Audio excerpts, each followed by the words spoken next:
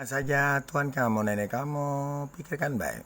Dia pun terhirau karena orang negara lain mati 3.000 dan kita cancelkan handphone kami beli. Kamu masuk handphone kami, kamu kacaui dan semua itu salah kamu. Coba tempat public OVO aja dan kamu tidak terlibat dihukum orang-orang setengah mati. Kamu yang salah.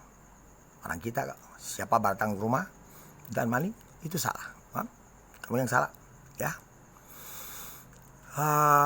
Dakati negara kita kalau misal tembak-tembak orang mati juga itu karena kasusnya dia tidak ada kaitan orang hukumin, dia pun salah suruh hukum mati 50 orang. Tapi kalau negara orang kita selamatkan, kamu kacau-kacau dan tidak bisa selamat dan semua yang 3.000 orang India atau kamu yang ganggu. Kamu masuk ke handphone saya sudah data-datanya lengkap. Dan maupun saya main game kasino di Jepang, kamu masih tidak tahu. Oke, terima kasih. Dan kami tidak salah.